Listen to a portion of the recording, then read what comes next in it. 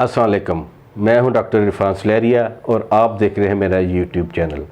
Social media पर मेरी एक सीरीज़ है ई चौपाल, जिसमें मैं मुख्तलिफ प्रोफेशनल का इंटरव्यू करके उनसे मालूमात हासिल करने की कोशिश करता हूं कि उन्होंने प्रोफेशनल एजुकेशन कैसे हासिल की और एजुकेशन हासिल करने के बाद वो प्रोफेशनल लाइफ गुजार रहे हैं। उनकी अपनी ज़ात को तो डेफिनेटली फ़ायदा हो रहा है, कम्युनिटी को या माशरे को उससे कितना फ़ायदा हो रहा है। तो इसी सिलसिले में हमारी जो आज की ई सवाल सीरीज़ है वो हेल्थ से रिलेटेड है।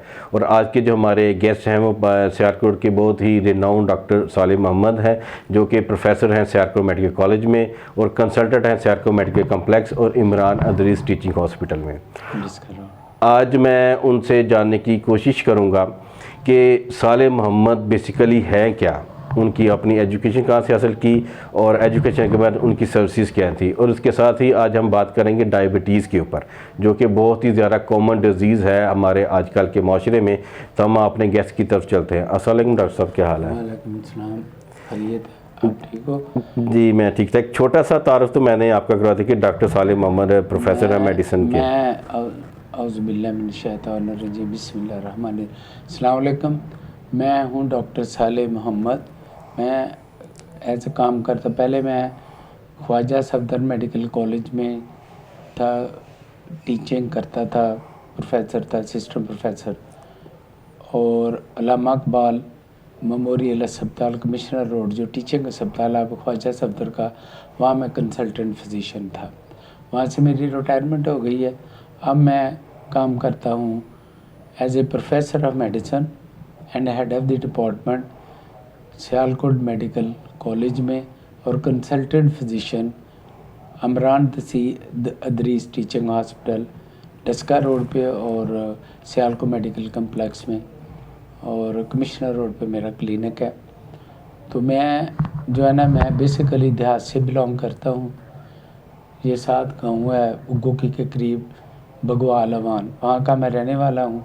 उग्गोकी स्कूल से मैंने अपनी मैट्रिक पास किया, मरी कॉलेज से मैंने एफएससी की, पंजाब मेडिकल कॉलेज से मैंने अपनी एमबीबीएस मुकम्मल की, college of physician and surgeon से मैं फेलोशिप की डिग्री ली मेडिसिन में। और फिर मैं कंसल्टेंट फिजिशियन लग गया, सरदार बेगम अल्लामा इकबाल अस्पताल में रहा और आगे मैं सियालकोट मेडिकल कॉलेज में आजकल as a professor of medicine काम करता हूँ। सियालकोट की हिस्ट्री में अगर हम बात करें तो जो मेडिकल स्पेशलिस्ट है आप उनमें से एक वो आते हैं जिन्होंने मेडिसिन का क्या कहते हैं फाउंडिंग स्टोन रखे। तो आज आप उस वक्त के दौर में और आज के दौर में आप क्या फ़र्क देखते हैं? जब मैं आया था तो यहाँ बहुत कम थे मेडिकल स्पेशलिस्ट, ऑलमोस्ट 30 साल पहले। तो मेरे से पहले एक मेडिकल स्पेशलिस्ट हुआ करते थे अल्लामा इकबाल अस्पताल में, तो वो रिटायर हो गए, तो वो छोड़ के कराची चले गए थे।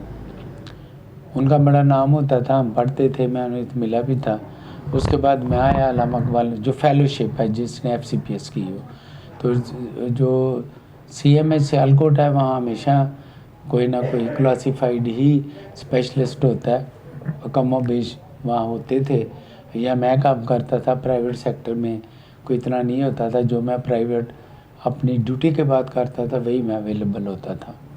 तो आजकल तो college of physician and surgeon का बड़ा रोल है इसमें for the production of the qualified और एफसीपीएस कराने का, जिसमें मेडिसिन के भी काफ़ी लोग हैं। हर स्पेशलिटी में आजकल सियालकोट बड़ा शहर हो गया, हर तरह के स्पेशलिस्ट मौजूद हैं जिन्होंने प्रॉपर क्वालिफाइड किया हुआ है।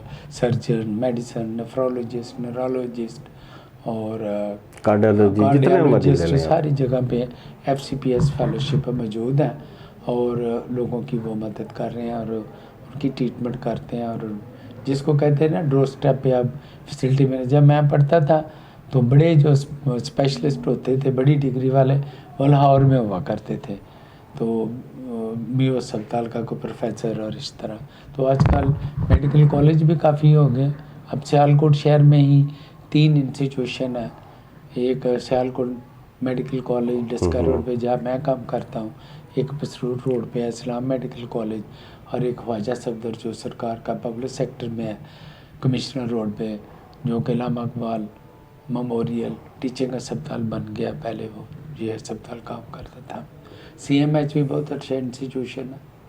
बिल्कुल ऐसा ही है। और छोटे से शहर में 3 मेडिकल कॉलेजेस होंगे, अब कुछ पाइपलाइंस में हैं। अब हम बात कर रहे हैं कि आजकल जो है ना डायबिटीज़ बहुत एक मेजर इशू है। हर घर में या आप मुसाए में चले जाए तो कोई ना कोई आपको डायबिटिक पेशेंट मिलेगा। तो डायबिटीज़ बेसिकली है क्या, अब इसके बारे में थोड़ा बताएं। डायबिटीज़ जो है ना, इसका इंसिडेंस इतना ज़्यादा है, तो 366 मिलियन पीपल 2011 में थे पूरी दुनिया में, और आज यानी वो को बनते हैं ऑलमोस्ट 10% पॉपुलेशन बनती है कि जिसमें ये डायबिटीज़ है, टाइप 2 और टाइप 1। और जो 220-30 है ना, उसमें इसका इंसिडेंस है कोई 580 मिलियन पीपल्स का हो जाए, डबल हो जाएगी 20 साल में। इसके इंसिडेंट्स ऑलमोस्ट डबल हो जाना है। इतनी ज़्यादा ये स्प्रेड हो रही है, ये जस्ट बिकॉज ऑफ लाइफस्टाइल में जो चेंज आई है। लोग सीडेंट्री हैबिट में यानी बैठे रहते हैं, काम करते हैं लेकिन बैठने का वर्जिश नहीं करते, वॉक नहीं करते, डाइट का ख्याल नहीं रखते। डाइट के बारे में सोचना चाहिए, कौन सा मतलब तेल लेना है जो कि सेफ़ है, और कौन सी डाइट लेनी है, बोतलें पीने का, KFC खाने का और इस तरह की चीज़ें बेतुकी। जिनके पास मतलब कहते हैं कि खाने पीने की फरमानी है, पैसा ज़्यादा है, वो नहीं सोचते, खाते ज़्यादा। जिनके पास नहीं है वो कम खाते हैं। तो ये एक अजीब चीज़ है कि ये जो पूर्व कंट्री है ना, इंसिडेंट डायबिटीज़ का उनमें भी बड़ा हो रहा है। तो ये इंसिडेंट बढ़ रहा है, लेकिन ये प्रिवेंटेबल डिजीज़ है, चूँकि इससे लाइफस्टाइल और जेनेटिक ये दोनों चीज़ों को मतलब कि मतलब अफेक्ट करती है। तो डायबिटीज़ होती है। डायबिटीज़ होती क्या है? डायबिटीज़ ये होती है कि एक बंदा उसमें ग्लूकोज जो भी हम खाते हैं, अल्टीमेट बॉडी में केमिकल रिएक्शन होते हैं, वो ग्लूकोज में चेंज हो जाती है। तो ग्लूकोज की सूरत में हर सेल को ये एनर्जी मिलती है। दिमाग इंटायरली ग्लूकोज पे डिपेंड करता है। तो 100-200 से ये आप याद रखेगा कम रहती है हमेशा ग्लूकोज, इससे बढ़ेगी नहीं, कम नहीं, और कम भी नहीं होगी। वो लेवल अल्लाह ने एक कंप्यूटर इंसान के अंदर फिट किया हुआ है कि ये बढ़ती भी नहीं, कम नहीं होती। कैसे होती है? जब बढ़ेगी तो इंसुलिन एक कंपाउंड है, वो आ जाएगा, वो इसको मेटाबोलाइज करेगा और इसको मैनेज करेगा, ग्लूकोज का लेवल कम हो जाएगा। अगर कम हो गया तो बॉडी में एक ग्लूकागॉन आता है हार्मोन, तो वो इसको बढ़ा देता है। तो कोई मतलब फाके में है, जैसे रोज़ा रखा हुआ है, ग्लूकोज कम नहीं होने देगा, ज़्यादा नहीं होगा, एक लेवल पे रहता है। तो हमारा ये अल्लाह ने एक निज़ाम दिया हुआ है। तो जब ये निज़ाम डिस्टर्ब होता है तो डायबिटीज़ होती है, यानी 200 से बढ़ जाएगी। फिर उसका WHO ने एक अपना क्राइटेरिया दिया हुआ कि डायग्नोज करने का। अगर फास्टिंग ग्लूकोज देखे, नॉर्मल जो होती है ना बंदे की ग्लूकोज, वो होती है 100 मिलीग्राम पर डेसीलीटर, ठीक है ना। तो डायबिटिक पेशेंट उस वक्त हम कहेंगे जब उसकी फास्टिंग ग्लूकोज 126 मिलीग्राम पर डेसीलीटर से बढ़ जाए, और 2 घंटे बाद खाने के अगर उसकी देखें तो 200 हो जाए, से बढ़ जाए। 180 तक नॉर्मल है, अगर 200 से ज़्यादा तो डायबिटिक है। तो ये वैल्यूज़ होती हैं डायबिटीज़ की। अगर ज़्यादा हो इस तरह ग्लूकोज, तो होता क्या है कि या तो उसमें इंसुलिन जो है वो नहीं बन रही। ये 2 तरह की डायबिटीज़ होता है। आमतौर पर बहुत तरह टाइप है, लेकिन 2 तरह की ज़्यादातर होती हैं। एक टाइप होती है 2, एक टाइप 1।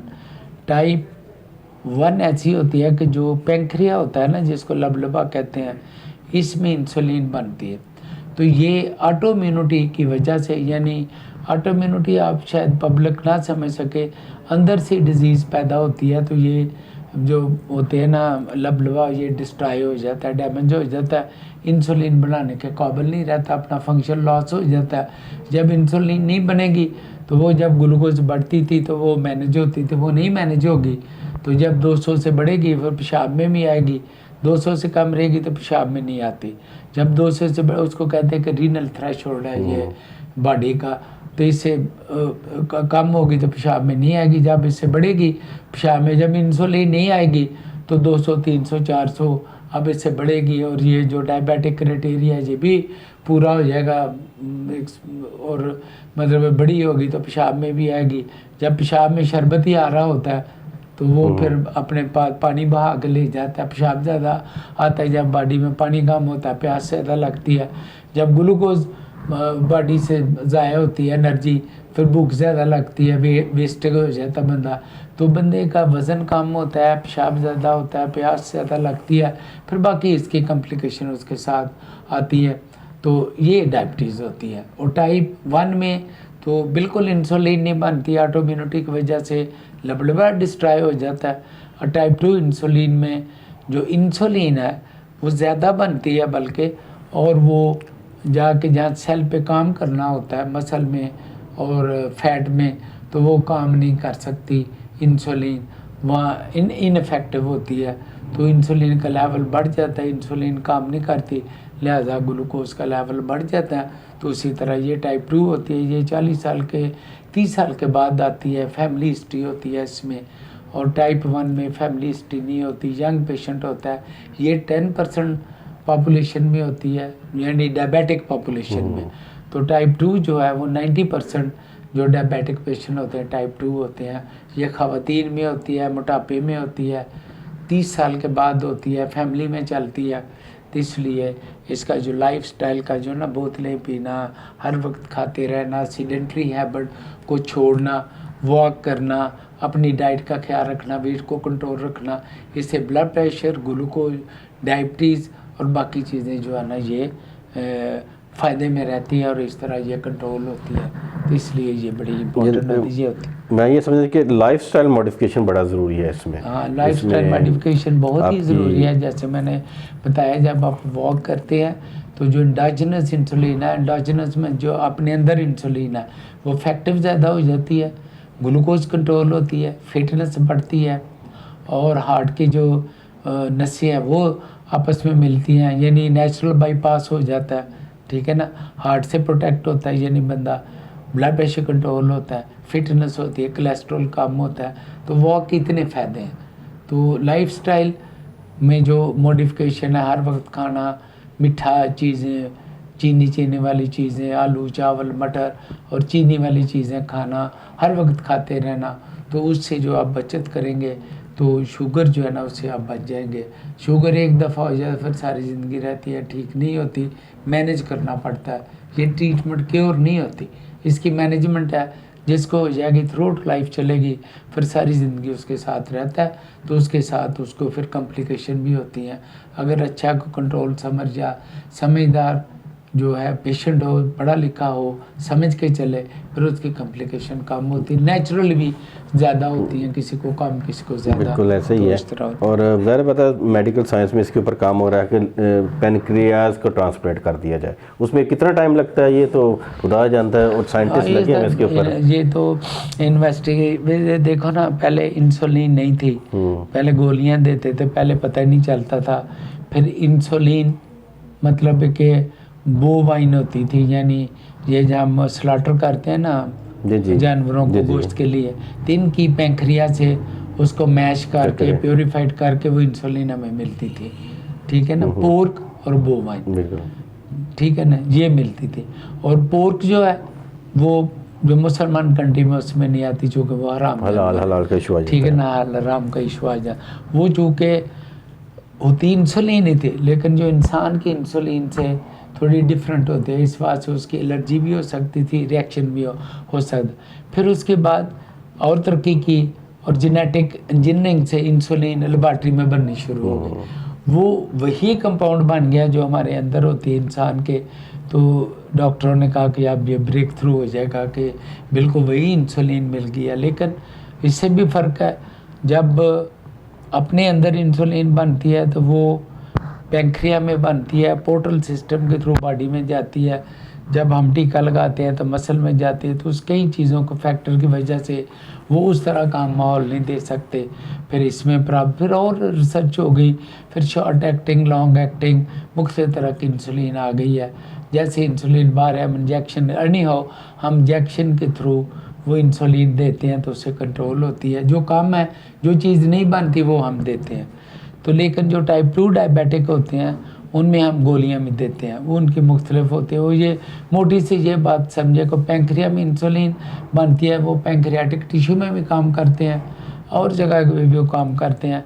तो इंसुलिन की आउटपुट बढ़ाते हैं या कुछ और यूटिलाइजेशन ऑफ ग्लूकोज को कम करते हैं या मुख्तलिफ तरीक़ों को इसको देख के साइंस ने तो मुख्तलिफ एक्शन की दवाइयाँ शुरू की हैं। बहरहाल दवाइयाँ टाइप 2 डायबिटीज़ में चलती हैं और टाइप 1 डायबिटीज तो इंसुलिन ही चलती है, और टाइप 2 में भी एग्जॉस्ट हो जाती है जब पैंक्रिया तो उसको भी इंसुलिन के साथ मैनेज करते हैं। अब इसकी कॉम्प्लिकेशंस क्या है? मैं किसी को कॉम्प्लिकेशन क्योंकि ये सारी ज़िंदगी चाहती है, ये जिस्म के हर हिस्से को अफेक्ट करती है, वाल सर से लेकर अपनों के नाखूनों तक जो ऑर्गन आते हैं सबको ये इफेक्ट है। मोटी मोटी ये आँखों को अफेक्ट करती है, रेटिनोपैथी उसको कहते हैं करती है, कैटरेक्ट भी जल्दी आ जाता है, मोतिया जिसको कहते हैं उसका ऑपरेशन हो जाए चलो ठीक हो जाता बंदा।